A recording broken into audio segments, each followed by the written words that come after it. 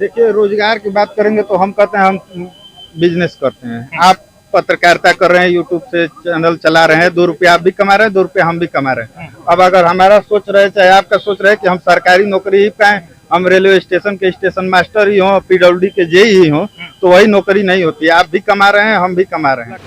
क्या हमसे थर्राते हैं गाजीपुर के जितने नेता है, 2 मिनट भी उनसे जो है कि सामना नहीं कर सकते। पूरे पूरी जनता है, पूरे पूछिए। अफजल अंसारी की जीत सुनिश्चित हो गई है और बहुत बड़ी जीत होने जा रही है। इन्होंने तो अंग्रेजों से भी ज्यादा इस देश को गुलामी को धकेल दिया। यह चुनाव जो है अपनी पीढ़ी को बचाने वाला चुनाव है। यह चुनाव जो 5 किलो राशन से एक गरीब आदमी 5 किलो राशन लेकर कब तक अपना पेट पर्दा चलाए। जनता जवाब देगी कि महंगाई की मार अब की बार, और लोकतंत्र को जिंदा रहने के लिए मीडिया का भी जिंदा रहना जरूरी है। सच के साथ जनपद है, बड़े चालाकी से बड़ी जात के लोग बड़ी छोटी सी बात को अपना हुआ बनाते हैं। क्या नाम है? क्या कहेंगे गाजीपुर लोकसभा सीट को? देखिए, गाजीपुर लोकसभा सीट पर तो केवल प्रमाण पत्र अवशेष रह गया। अफजल अंसारी की जीत सुनिश्चित हो गई है और बहुत बड़ी जीत होने जा रही है, और यह अब तक की सबसे ऐतिहासिक जीत होगी। इसलिए कि विपक्ष जो है, सरकार जो है, सरकार के पास कोई विजन नहीं है। न छात्र के लिए, न नौजवान के लिए, न किसान के लिए, न मजदूर के लिए इनका कोई विजन है ही नहीं। और बिना विजन की सरकार चलाने वाले कोई झूठ पर झूठ बोलते जाते हैं। एक झूठ को बहुत दिन तक नहीं सच बनाया जा सकता है, और जनता इनकी जान गई है। इन्होंने क्या किया, देश को जो जितने हवाई अड्डे थे, सारे चीजों की इन्होंने बिक्री किया। कांग्रेस की सरकार जो थी, गरीबी का भारत था। अंग्रेजों ने से गुलामी के बाद गरीबी का भारत था। हिंदुस्तान के अंदर जितने नहर, कल कारखाना कांग्रेस ने लगाया, और आपको पेंशन देने का काम किया। नौकरी के साथ पेंशन देती थी, और इनकी सरकार ने पेंशन बंद किया। बहुत ईमानदार है, पेंशन को बंद कर दिया, नौकरी को बंद कर दिया, सब निजीकरण करते जा रहे हैं। क्या बचा है आपके देश के अंदर? इन्होंने तो अंग्रेजों से भी ज्यादा इस देश को गुलामी को धकेल दिया। इसलिए जो है यहाँ गाजीपुर का नहीं, पूरे उत्तर प्रदेश और देश के अंदर जो इंडिया अलायंस, अब 2 तरह के ब्लॉक बन गए। मतलब आपके हिसाब से परिवर्तन? एक जो है 2 तरह के ब्लॉक बन गए हैं। एक तरफ संविधान को बचाने वाले लोगों की जमात और कतार खड़ी है, और एक तरफ संविधान को खत्म करने वालों की। तो इस बार जो है जमात जो है बड़ी हो गई है इंडिया अलायंस की, और संविधान बचाने वालों के लिए। इसलिए जो 24 का चुनाव होने जा रहा है, ऐतिहासिक चुनाव है, और इस देश के अंदर बीजेपी का सफाया हो जाएगा। जो विपक्ष का एक दावा था कि अगर 400 पार का इसलिए नारा दिया जा रहा है क्योंकि संविधान बदल दिया जाएगा, कि इसमें कितनी सच्चाई आपको लगती है? नहीं, बिल्कुल सही है, उसी राह पर चल रहे हैं। आपने देखा कि आरक्षण को खत्म कर दिए। जब प्राइवेट सेक्टर में चला जाएगा तो फैक्ट्री का मालिक अपने हिसाब से रखेगा, उसमें आरक्षण लागू नहीं होगा। आप देख लीजिए, बेरोजगार कर रहे हैं, शिक्षा को जो चौपट कर दिए, जो सेमेस्टर परीक्षाएं करा दिए, हायर एजुकेशन में सेमेस्टर परीक्षाएं होती। जो बालक एक बार, गरीब आदमी फीस जमा करता था और साल भर में एक बार परीक्षा होती थी, आज परिस्थितियां है कि साल में 2 बार फीस जमा करता है और 2 बार परीक्षाएं होती है। तो इनका मुख्य उद्देश्य है कि आप अशिक्षित रहेंगे तो राशन मांगेंगे, और जब आप पढ़े लिखे रहेंगे तो नौकरी मांगेंगे, अधिकार मांगेंगे। इसलिए इन्होंने सबसे पहले शिक्षा पर कुठारघात करने का काम किया, और देश में जो नई शिक्षा नीति लेकर आए हैं, यह दोहरी शिक्षा नीति है, और इनकी दोहरी शिक्षा नीति इस देश को गुलामी को ले जाएगी। राशन पर कब तक टिके रहेंगे बताइए ना। यह चुनाव जो है अपनी पीढ़ी को बचाने वाला चुनाव है। यह चुनाव जो 5 किलो राशन से एक गरीब आदमी 5 किलो राशन लेकर कब तक अपना पेट पर्दा चलाएगा? उससे होगा क्या? केवल राशन से अगर कुछ होने वाला हो, उसकी बिटिया की शादी है, दवाई है, पढ़ाई है, वो 5 किलो राशन से कैसे? और कांग्रेस ने भी यह राशन दिया था, उसमें मात्र 2 रुपये किलो पर लगता था। और उससे भी पहले कांग्रेस की योजना आई थी, जब हिंदुस्तान के अंदर नहरें नहीं थी, ट्यूबवेल नहीं थे, तो कांग्रेस ने एक विजन लेकर आई थी। उसका नियम था कि काम के बदले अनाज। आप जानते होंगे, अगर नहीं जानते होंगे तो अपने लोगों से पूछ लीजिएगा। काम के बदले अनाज योजना कांग्रेस लाई थी। इनका कोई विजन नहीं है। उसको संशोधित करके 2 रुपया खत्म करके 5 किलो का 10 रुपया माफ करके और 100 रुपया पेट्रोल कर दिए। जो इनकी स्मृति ईरानी जी हैं, इस देश के अंदर मुरली मनोहर जोशी जैसा प्रोफेसर, और हाशिए पर चला जाता है इनकी पार्टी में। तानाशाह नहीं है तो है क्या? और आज इंटर पास महिला को मानव संसाधन विकास मंत्री बना दिया जाता है। इस देश की दुर्दशा नहीं है तो है क्या? जब आपके पास एजुकेटेड लोग हैं, अच्छे प्रोफेसर हैं, विद्वान हैं, तो उसमें अनपढ़ गवार की जमात बनाने की जरूरत क्या है? और सुनिए, एक चीज और मैं बताना चाहता हूँ। हमारे यहाँ एक एमएलसी निर्वाचित हुआ, एसबीएम से पढ़ा हुआ छात्र, और एसबीएम के लोगों को इतना सम्मान मिला कि हमारा पढ़ाया हुआ छात्र उत्तर प्रदेश के सबसे बड़े सदन का नेता हो गया, और उसको बुला करके सम्मानित करने लिए किए लोग। और जो जिस यूनिवर्सिटी ने, जिस विद्यालय ने इस विद्यालय ने प्रधानमंत्री पैदा किया उसका पता नहीं है। चलिए आपके पास भी आते हैं। अच्छा, जहाँ तक क्या नाम पड़ेगा आपका? मेरा नाम तो संटू जैदी है। अच्छा, जहाँ तक कहा जा रहा है कि 2 रुपए प्रति किलो अनाज जो दिया जा रहा था अब वो फ्री कर दिया गया है, लेकिन महंगाई हद से ज्यादा बढ़ा दी गई है। महंगाई तो आखिरी चरम सीमा पे है और इतना ही महंगाई है कि आम आदमी अपने जेब में जो खर्च करने के लिए पैसा भी रखता था वो भी 2 रुपया भी उसके पास नहीं बच रहा है, इतनी महंगाई है। मतलब पूरा महीने का जो है बजट फेल है। सिलेंडर 1100 है, सिलेंडर 1100 है, कड़ू तेल 200 पार है। आप महंगाई की बात करते हैं साहब, पूरा देश इस महंगाई से त्रस्त है। और इतना ही नहीं, आपको यकीन बता दें कि जनता, आप सर्वे कर लीजिए, जनता से सर्वे कर लीजिए और जनता इसका जवाब देगी 24 का। जनता जवाब देगी कि महंगाई की मार अब की बार जो देश ने सही है। आखिर ये जो 400 पार का नारा चल रहा है वो किस आंकड़े के हिसाब से प्रधानमंत्री या फिर भाजपा के तमाम नेता जोरों शोरों से कर रहे हैं? भाजपा जो है ना भैया, वो जब बंगाल में जाती है तो कहती है कि 200 पार ममता बनर्जी, ओ दीदी 200 पार। दिल्ली जाती है तो कहती है कि केजरीवाल अब की बाहर, लेकिन भाजपा बाहर। देखा अभी आप चुनाव देखिए, जो स्थिति चल रही है, अभी चुनाव हुआ है दक्षिण में ये साफ हो गए, यूपी और हिंदी देशों में ये हाफ हो जाएंगे। ये स्थिति चल रही है, जनता इसका जवाब देगी।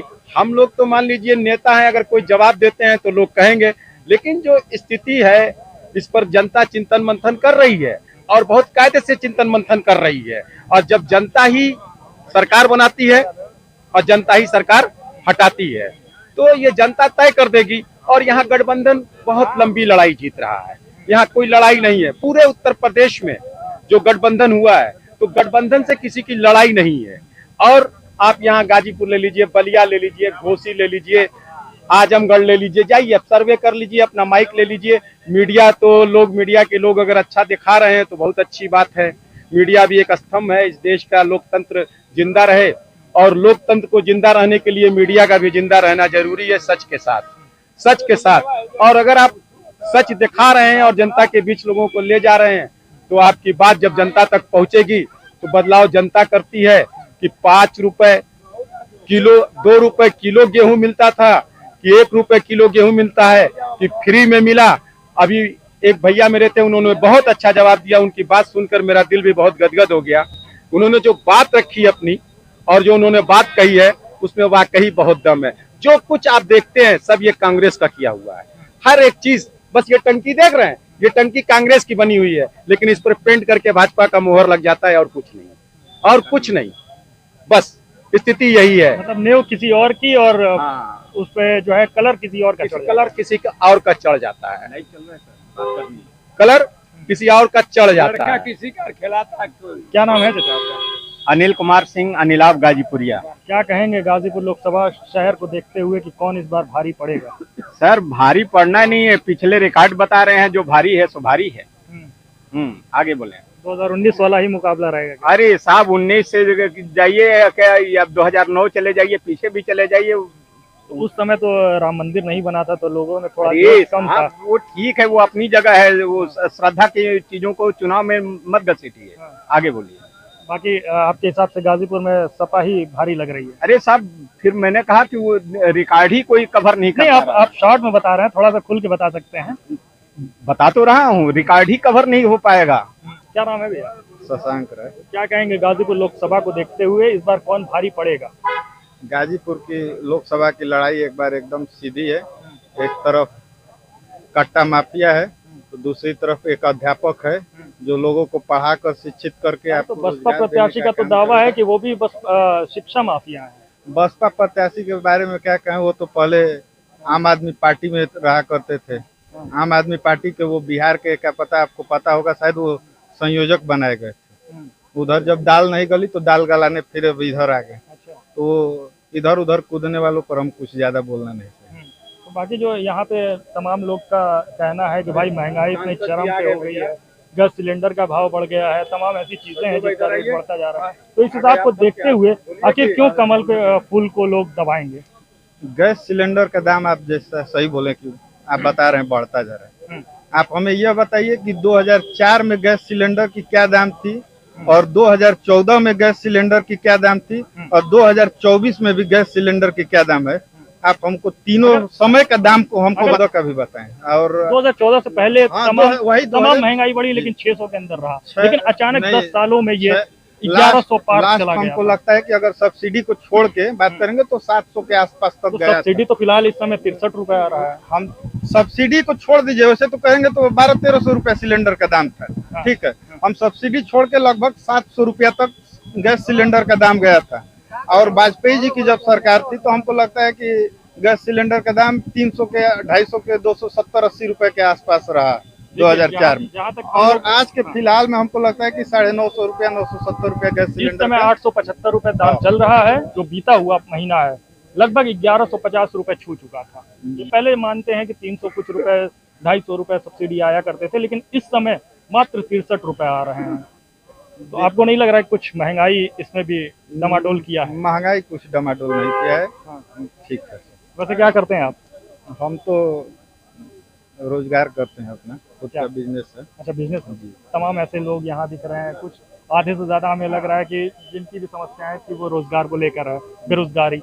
देखिए, रोजगार की बात करेंगे तो हम कहते हैं हम बिजनेस करते हैं। आप पत्रकारिता कर रहे हैं, यूट्यूब से चैनल चला रहे हैं, 2 रुपया आप भी कमा रहे हैं, 2 रुपया हम भी कमा रहे हैं। अब अगर हमारा सोच रहे चाहे आपका सोच रहे कि हम सरकारी नौकरी ही पाएं, हम रेलवे स्टेशन के स्टेशन मास्टर ही हों, PWD के जेई ही हों, तो वही नौकरी नहीं होती। आप भी कमा रहे हैं, हम भी कमा रहे हैं। मेरा नाम सत्यदेव यादव प्रधान है। चुनाव लड़ रहे हैं? हाँ, चुनाव लड़ रहे हैं। निर्दल? हाँ, निर्दल, लोकसभा? लोकसभा का निर्दल लड़ रहा हूँ।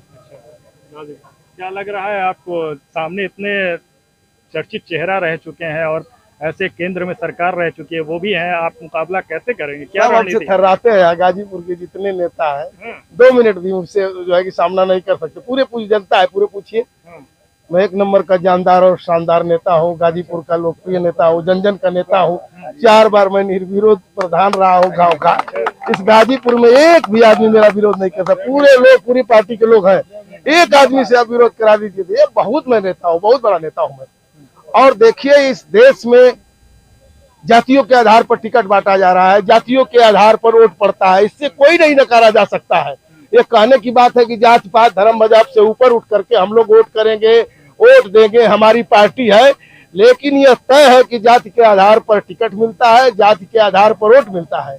देखिए, यहाँ पर 20 लाख से ऊपर वोट है और यहाँ का बड़ी साजिश के तहत भारतीय जनता पार्टी ने किसको लड़ाया है चुनाव?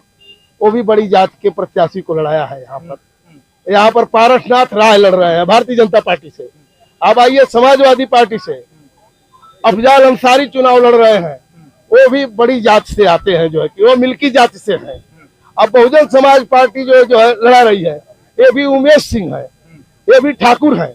आप बताइए कि सारे जो प्रत्याशी यहाँ पर जो लड़ रहे हैं भारतीय जनता पार्टी के, कांग्रेस के, बसपा के, ये सभी लोगों का वोट अगर मिला दिया जाए तो 2 लाख से भी वोट कम है। तो आपके हिसाब से जातिवाद है गाजीपुर में? हाँ, जातिवाद है। सुनिए, 2 लाख से भी वोट कम है और बड़े चालाकी से सभी पार्टियों का वोट ले लिए।